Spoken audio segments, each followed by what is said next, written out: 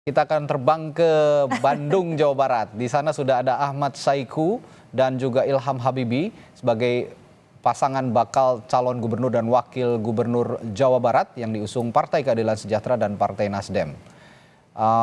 Kita ketahui PKS punya kekuatan cukup mumpuni di Jawa Barat dan didukung juga oleh Partai Nasdem yang sebelumnya juga mengusung gubernur yang menang di pilkada sebelumnya, ini Ridwan Kamil. Ini kalau saya tidak salah Partai Nasdem ini justru pada saat itu yang pertama kali mengusung Ridwan Kamil di pilkada Jawa Barat dan akhirnya memenangkan pertarungan. Tapi Ridwan Kamil sudah on the way ke Jakarta katanya, sudah OTW gitu. Sudah OTW ke Jakarta dan sekarang kompetisinya terbuka sekali di Jawa Barat. Karena kalau memang Ridwan Kamil yang di Jawa Barat sepertinya tidur aja menang katanya. Ya itu gitu. Katanya tidur aja menang. Seperti Anies kalau di Jakarta ya tidur aja menang katanya. Oke, tapi mencoba peruntungan lain Ridwan Kamil di Jakarta dan sekarang diisi oleh pasangan-pasangan calon yang muka-muka baru sepertinya. Muka lama tapi baru lah ya, baru diusung di Jawa Barat. Seperti salah satunya ini Ahmad Saiku dan juga Ilham Habibie. Ahmad Saiku ini juga seorang presiden PKS, presiden partai, setingkat dengan ketua umum lah ya kalau presiden partai itu.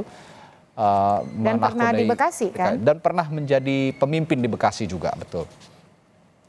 Di belakang juga sempat terlihat ada gubernur Jawa Barat 2 periode juga, Ahmad Heriawan ya, menghantarkan rekannya Ahmad Saiku. Saan juga. Ya. Saan Mustafa sebagai Ketua DPW Partai Nasdem Jawa Barat. Ini menghantarkan Ahmad Saiku dan Ilham Habibie. Sebenarnya bisa jadi Ilham Habibie ini kuda hitam ya Mbak Titi, kalau lihat di Jawa Barat. Betul. Anda punya analisis nggak soal Ilham Habibie ini? Karena sebelumnya tidak ada yang menyangka seorang teknokrat seperti Ilham Habibie ini maju di pilkada gitu. Bandung itu kan, Jabar itu kota pendidikan ya. Tentu saja selain Jogja ada ITB, ada Unpad. Jadi Gen Z-nya juga seperti konfigurasi pemilih nasional 50% lebih. Ketika pencapaian-pencapaian Pak Ilham Habibie ini betul-betul bisa diangkat, apalagi kita punya memori kolektif yang cukup baik terhadap mantan Presiden Habibie ya. Mudah-mudahan ini bisa menjadi strategi yang dioptimalkan. Penetrasi media sosial juga, dan RK kan sebenarnya juga salah satu kalau bisa dikatakan salah satu anomali atau kuda hitam politik ya di Jawa Barat pada saat itu. Betul. Bagaimana dia memenangi Bandung, lalu memenangi Jawa Barat, itu kan yang diangkat adalah figur yang istilahnya menjanjikan dari sisi akademik baik. Dan Bandung ini juga punya generasi Z yang banyak sebenarnya. Banyak sekali, Jawa Barat 50% lebih, 55% lebih. Ya, saya lihat Jawa Barat punya generasi Z yang cukup banyak dan kita kenal PKS juga sekarang sepertinya sudah bertransformasi menjadi partai modern ya. Betul, partai yang terbuka. Partai yang terbuka yang tidak lagi yang hanya melulu mengedepankan keagamaan, sisi keagamaan ya, sisi Islam begitu. Tapi bertransformasi menjadi partai modern, kader-kadernya juga dikenal dengan high tech gitu ya, militansi high tech. Dan seorang Ilham Habibie kita ketahui putra seorang presiden B.J. Habibie yang memberanikan diri akhirnya seorang teknokrat ini maju menjadi bakal calon wakil gubernur di Jawa Barat. Dan tentu saja anggapan publik terhadap Ilham Habibie ini juga pasti orang yang pintar begitu ya, high tech gitu, sangat mengerti sains.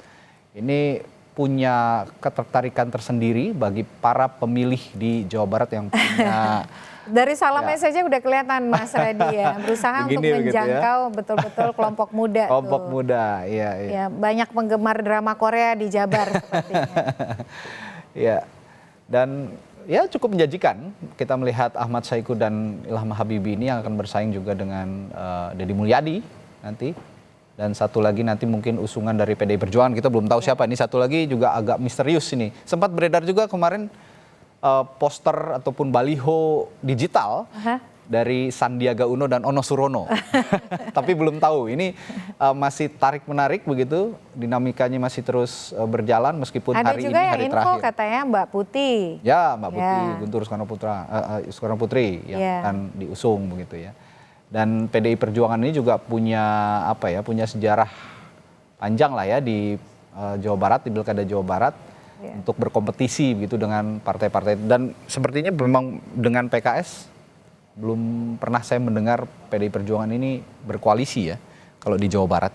Belum pernah belum ya? Pernah ya. Kalau saya perhatikan belum pernah. Betul. Dan tarung kan kemarin Ahmad Heriawan, Mbak Rieke Diah Pitaloka. Ya, selalu bertarung. Betul. Selalu mencalonkan calonnya masing-masing. Ya. Jabar ini memang kantong suara yang jadi modal politik bagi setiap parpol untuk diperjuangkan, Mas Radi. Karena besar sekali pemilihnya. Betul. Kan. Ini pemilih terbesar di Pulau Jawa. Betul. Sekitar 44 juta ya? Hampir 40 juta. Hampir 40 juta. 44 juta total penduduk dan pemilihnya itu hampir 40 juta. Ini ke pertama terbesar di Pulau Jawa dan kedua di Jawa Timur dan ketiga Jawa Tengah. Ya. Kalau melihat kompetisi Jawa Barat, selain melihat unsur agamis yang begitu kuat ya di Jawa Barat itu kan saya melihat unsur agamis yang begitu kuat, pemilih Islam yang begitu kuat, ya. Dan juga pemilih modern, boleh dikatakan pemilih modern.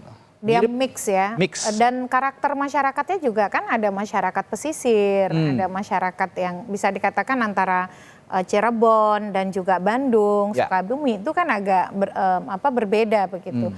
Wilayahnya luas sekali. Jadi kalau untuk kemudian berkampanye menjangkau pemilih itu luar biasa yang harus dijangkau dari 27 kabupaten kota di Jawa Barat.